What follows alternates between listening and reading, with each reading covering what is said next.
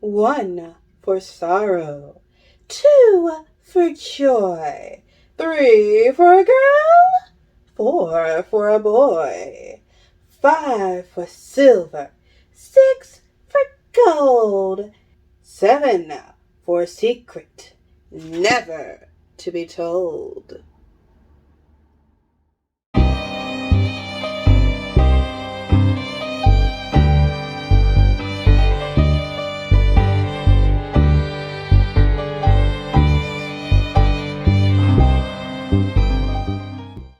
Hello, my lovelies. I am Madam Crystal Butterfly. Now, before I get into this video, I need to give you all a few quick announcements. First off, I know it's the new year and technically I'm supposed to be doing a new year opening video where I tell you about things that are coming to the channel and stuff to look forward to, but I figured we could start off the new year right with a book review. So I am doing my New Year's video next week. Next up, my lovelies, is a bit of a warning. If you are subscribed to me, thank you, but you're going to need to check to see if you are still subscribed to me. You see, YouTube has been apparently unsubscribing folks from channels. Why this is going on, I have no idea. But I've been hearing about it for a while. So my lovelies, please check and see if you are still subscribed to me, if you subscribe to me. Thank you. Now let's get into the book review. All right, my lovelies. I am reviewing The Death of Mrs. Westway by Ruth Wear. Alright, my lovelies, what provoked me to read this story was a booktuber who was reviewing a very bad book about tarot. Now, what the bad book was, why it was bad, and the fact that there's a controversy around it that I'm not going to get into, you can find out because I'm leaving a link to the video I was watching down below. I'm not going to go in depth about what it was all about or what the book was in this video because I am doing a book review, not listing horrible books you should really avoid. When I was watching this booktuber review a really bad book, they mention that, hey, if you want to read a good book involving tarot cards, read The Death of Mrs. Westway. So, I had literally nothing better to do, and I also did need something to read, so I figured, why not pick this story up? And I am glad that I did. Alright, my lovelies, before I start going into what this story is about, let me tell you a little bit about the author. Ruth Wear worked as a waitress, a bookseller, a teacher of English as a foreign language, and a press officer before settling down as a full-time writer. She now lives with her family in Sussex, on the south coast of England. She is the #1 New York Times best-selling author of In a Dark Wood, The Woman in Cabin 10, and The Lying Game. So, as you can tell, Ruth Wear has written what seems to be a lot of really good books. But now let's get into what this book is all about. Alright, this book starts off with main character Hal, which is short for Harriet. And Hal is struggling to earn ends meet, running her mother's fortune-telling shop, where she reads tarot cards ever since her mother died in a hit-and-run incident. Now, Hal is not keeping her mother's fortune-telling reading shop open out of some form of nostalgia or love for her mother. Neither her or her mother even believes in tarot card readings. They feel that all tarot cards do for folk is not magically tell you inside secrets from the spirits. Instead, tarot just tells you things you already know, and it's just a way for you to gain a little bit more perspective on it. Hal's mother was killed when Hal was barely out of high school, and her mom was a single mom. And when she was gone, Hal had literally no one who could help her. She doesn't have any family that she knows, or friends who even have the means to, give her a little help. So she's basically stuck reading tarot cards for money instead of going to college like she wanted to do. Sadly, when we meet Hal, we learn that Hal's situation has gone from really, really bad to absolute shit. The tarot card readings do not bring in a whole lot of money. And Hal ended up so desperate that she borrowed money from a loan shark. Despite her efforts, she has not been able to make the money to pay back the loan shark. And like all loan sharks, he really, really just wants his money now, or he's gonna put her in an unmarked grave. So it's looking like we need to start planning Hal's funeral when Hal discovers that she received a letter from a lawyer telling her that her grandmother, Esther Westway, has passed away. Now, Hal's last name is Westway, but she doesn't have a grandmother anymore because, as far as she knows, from the information her mother gave her about her grandparents, both of her grandparents are dead, and she has no living relatives.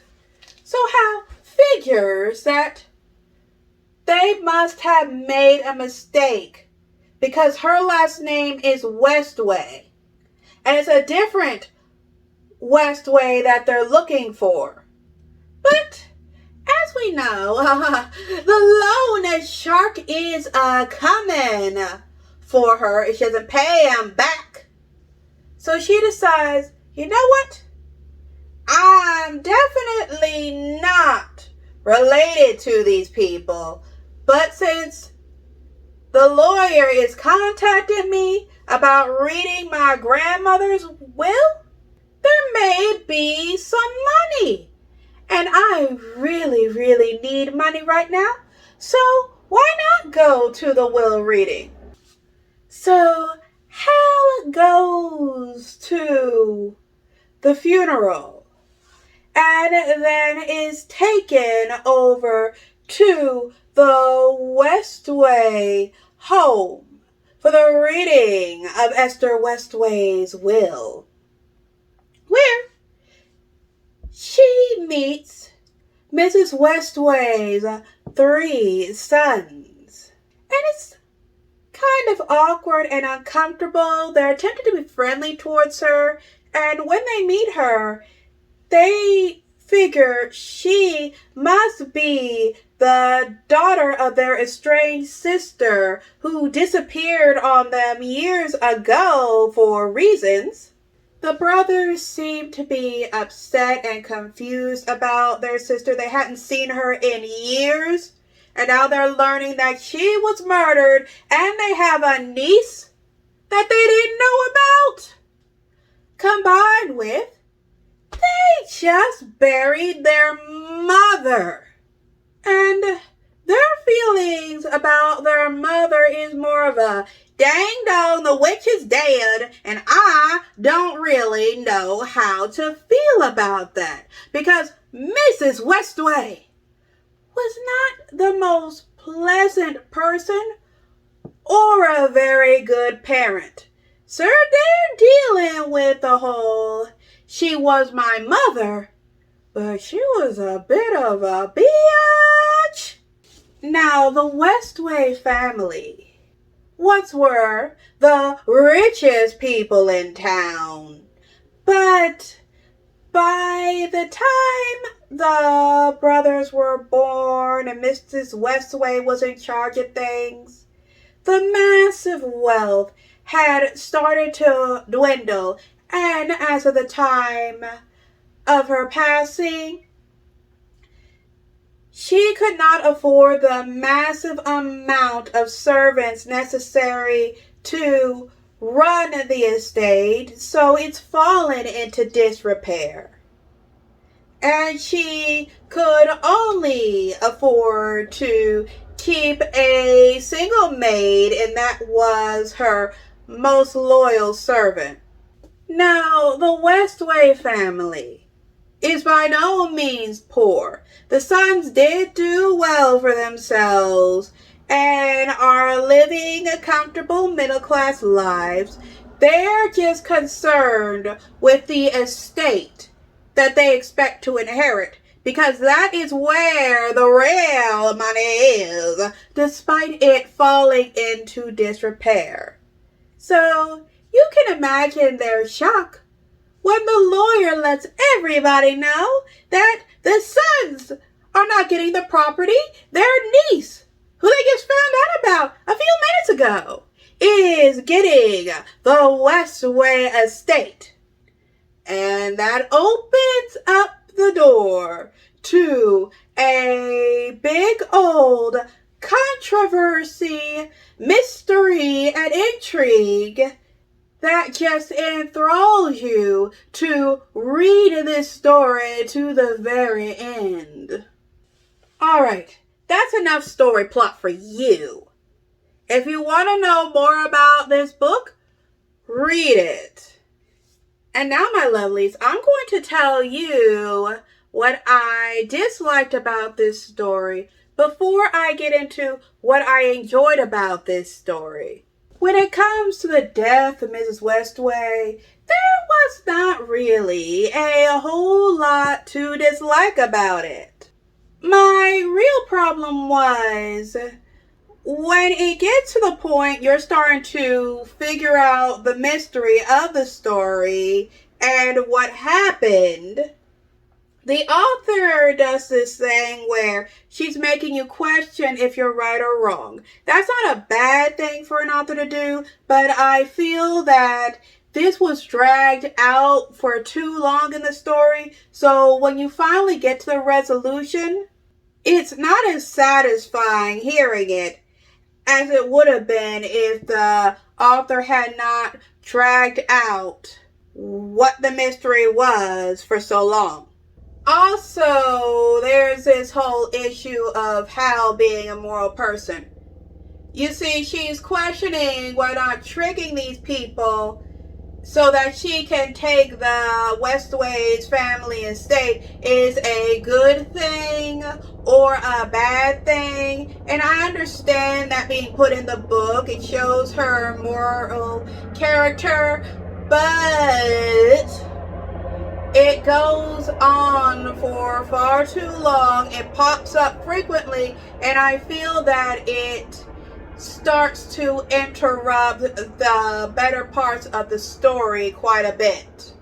Alright, that's enough of what the author did wrong. Now I'm going to get into what the author did that made the story, in my opinion, really good. First of all, the mystery is very intriguing because she built it up so well that you're just dying to know what is the secret of the Westway family and why is Hal the one who has to figure it out. Along with, the author did this really great atmospheric tension with the Westway estate. It's not the fact that the Westway home has fallen into disrepair that is so intriguing. Instead, it's the atmosphere built up by what's going on with this family and the lasting scars Mrs. Westway has left her family with because she was a not too pleasant person. So, when it comes to the death of Mrs. Westway, I am giving this story 4 butterflies out of 5. It would have gotten 5 butterflies if it hadn't been for the parts that I mentioned the author dragged out. But despite that, this is a really, really enjoyable story.